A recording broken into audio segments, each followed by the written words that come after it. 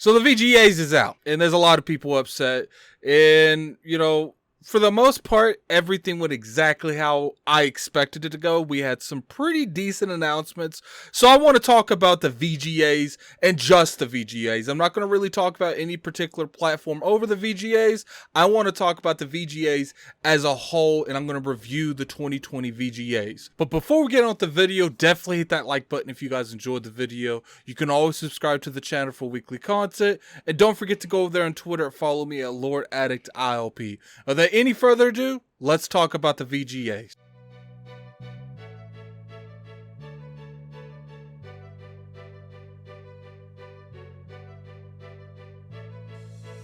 What's going on, you guys? Gaming out here, coming at you with another video. Today we're going to be talking about the VGAs and what was said there, what was announced there, and my opinion on the overall flow of the VGAs and whether or not it was a better quality show than past VGAs we got. So first, let's talk about the announcements, because obviously when it comes to the VGAs, the announcements is one of the best things.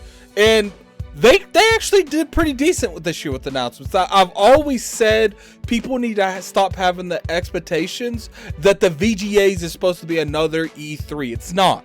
The VGAs is supposed to celebrate awards and celebrate the games that came out that year.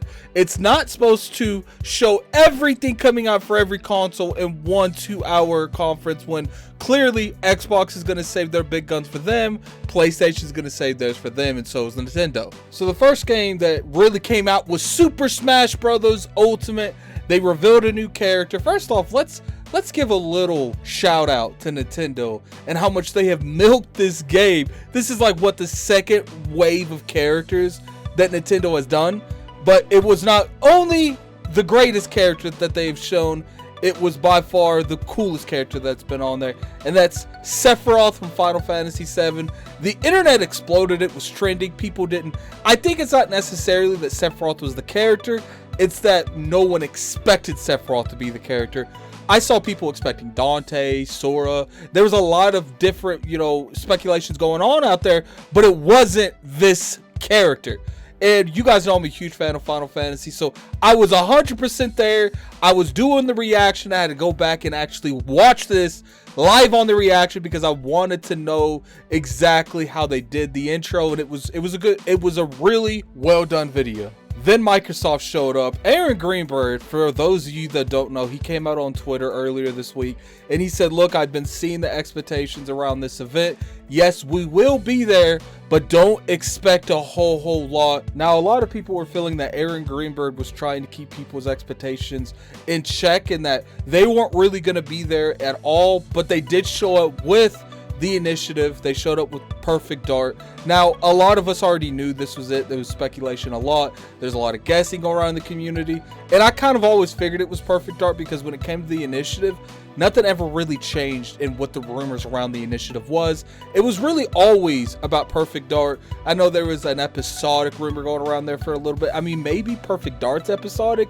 I don't know, but we'll have to see when we get closer to the reveal of their full-blown gameplay and everything. But I think Aaron Greenberg was seeing some of the other predictions that was going on in the show, and he was like, look, we're not going to be there in that kind of way. We're not going to be showing no handheld. We're not going to be showing another console. We're not going to be showing like 5 IPs from our studios. We're going to be there, but we're not going to be huge presence, especially coming from last year when they revealed the Xbox Series X at this event. So then we got a bunch of, random games. We did look like we got a Left 4 Dead 3 kind of spiritual successor. It's called Back 4 Blood. Now, I'm not really the biggest fan of these Left 4 Dead games and really these horde games in general, but I do know a lot of people love these type of games, and I'm happy that you guys got that, but it didn't really resonate with me. But it looked a lot more interesting than Left 4 Dead 2. But I think that's mainly because of how much times went by from Left 4 Dead. So they've been able to obviously increase a lot of the production value when it comes to making these type of games between Left 4 Dead and Back 4 Blood. Then they named this game called the Casilio Protocol. Now, I definitely butchered that, my bad. This game didn't really resonate with me at all. Definitely go and actually look at the actual trailer and see if it was something that you would be interested in. And then the next one was Dragon Age 4. Now, I was disappointed with the lack of gameplay with Dragon Age 4. Now, part of me didn't really expect gameplay, but we've already seen Dragon Age 4. Maybe not like a huge portion of Dragon Age 4, but I felt like since they've already formally announced this game, they really needed to show more than just another CGI cutscene. But you know, a lot of people are really looking forward to this game. I know there's been a lot of missteps that's going on over there at BioWare. Hopefully that doesn't really take away from the fact of what's going to happen with Dragon Age 4. Me personally, I think Dragon Age will probably be fine. You know, they probably had a good foundation of what that game was going to be built on, but we don't know why those individuals left, and I'm not really a Dragon Age fan either. So, you know, I'm sure a lot of people that is in the Dragon Age little circle, I'm sure you guys are extremely nervous. Like I would be nervous with Final Fantasy and Kingdom Hearts, so I definitely understand that. Then we had a game called Crimson Desert. Now Crimson Desert was definitely an interesting event. I saw that and I to this day I have no clue what Crimson Desert is. It looked like an interesting game, and I think it's something that I would be interested in playing in the future. But right now I think I need to see a little bit more gameplay than what I saw there. It kind of reminded me like maybe an MMO. I don't know. I'll have to do a little bit more research into that. Then they obviously Call of Duty Warzone's Rebirth Island. They said it was a close range map, and that's cool. I'm not really the biggest fan of Call of Duty in general, especially Warzone. I think I might try to download it again to get my feet wet a little bit more with this game, because out of all of the Battle Royale games, Warzone's been one of the most unique to really compete with Fortnite in terms of that genre, and I can always respect that, and I think I need to go back and give that game a little bit more of a chance. Now, this next one kind of caught me off guard. It was Van Diesel was in this trailer, and it was a little bit lengthy. Now, I didn't know it was Arc 2 until they showed the thing under his arm, because I've died so many times on that damn game. I know exactly what that feature looks like in that game. And plus, when they brought up that computer with the UI, it looked really Arc-ish, so I kind of figured it was Arc. But it was always in the back of my head, maybe it's not Arc. But when they showed it was Arc, and not to mention it's Arc 2 and it's an Xbox Series X and S exclusive, which kind of blew my mind a little bit. Maybe that's because of the preview program, that they're already proactively going just into the Xbox ecosystem to really build the game to how they need it to be, and then sooner or later it will come over to the Xbox brand. Aaron Greenberg did say on Twitter that they're working together with them to bring that game to the Xbox platform. So, you know, you could take that multiple different ways. You could take that they're helping them, you know, establish the foundation to be able to bring it to the platform, or they're helping them financially where it won't go to competing platforms. I've always felt like Arc is a very good game for Game Pass, and Arc 2 will be day one Game Pass, and it will be in Game Pass, just like its predecessor Arc's been in Game Pass for God knows how long. But it was really interesting to see Wildcard so close with Microsoft, and the fact that they're making a lot of their games, well, not a lot of their games, they're making Arc on Game Pass so long, and Arc 2 is going to be exclusively on the Xbox platform and in Game Pass. I don't know how long, but right now we know it's an exclusive. We just have to see if it's a timed exclusive or it's a full-blown exclusive. Then we had the Evil Dead, we had this game called Bertona, and then Master Chief came to Fortnite. That was pretty interesting. It looks like Blood Gulch is going to be in Fortnite as a capture the flag mode, which is really interesting that there's that cross promotion with Halo and Fortnite, as close as it is there. And then we had Mass Effect. They ended all of the effects with all the announcements with Mass Effect. So it's kind of weird. Mass Effect and Dragon Age 4 got announced in the same show, because you don't normally see stuff like that.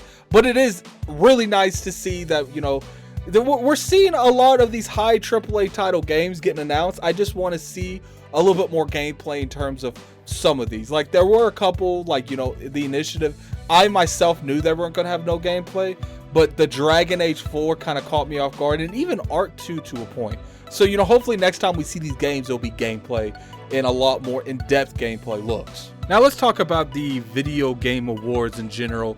VGA 2020 was good. I honestly would give it like an 8 out of 10. I thought it was well paced. It had really good announcements. They didn't really show too many of their partnered brands. I remember last year they threw the McDonald's thing in your head. I felt like their only couple criteria I would have is to be a little bit more focused on the awards itself. One time Jeff Keighley literally announced like 5 to 6 awards back to back. And I know that that's not an issue for a lot of people, but to me, I kind of think that spits in these developers' face that they finally won an award, and Jeff just reads over it like that award means nothing. And I think, you know, instead of having as many of these, you know, lower tier announcements, they should have tried to have more of the video game awards to give it the proper shine, or maybe even just have it like 20 minutes longer. I know it was already long, it's like 3 hours long, so maybe the length isn't something that they're willing to do, but I do feel like you need to find a good middle ground to give more appreciation to the people that's coming to collect these rewards, and give them more time to actually receive the award instead of just saying they won the award and then continued moving on. What touched me the most, and probably the highlight of this event, was when that person from Among Us, when they collected their 2 rewards, one of them was crying. And I see something like that, and I'm like, you know, I'm willing to bet you when those 4 individuals developed Among Us, they never expected it to be one of the biggest games played on the industry. If you think about it, they were winning in categories that had Fortnite in it, and that's a huge accomplishment. And you could tell that they just honestly never thought they would be anywhere close to winning an award at the Video Game Awards. And I'm happy for them. I'm happy that that game took off, and that these streamers are really taking that game and they're moving to the goalpost with it, and they're making it bigger and bigger. Now, it's like I said, I see a lot of people not liking what they saw at the VGAs, and I don't think that's necessarily VGA's fault. I think some of these individuals hype up this event with, you know, news and reveals, and they expect it to be a form of E3, like I said at the beginning of the video. And I don't think that's the video game's fault. I think that's your expectations that you should have kept in check. This is not an E3. This was not hosted by Microsoft. This was not hosted by Sony, and this was damn sure not hosted by Nintendo. Those individual companies were nice enough to let some of their big information drop on this event. But, you know, that's just my opinion on it. I think it was a very solid show, and I think it was one of the best VGAs that we've had in a long time. But, you know, tell me what you guys think. Put it in the comment section below. Did you guys enjoy it? What was your favorite announcement? Mine personally was probably the Smash announcement. I really enjoyed that Smash announcement with Sephiroth coming to the Super Smash Bros. Franchise. But definitely put that in the comment section below. And until next time, this is Gaming Addict. I'm out of here. Peace.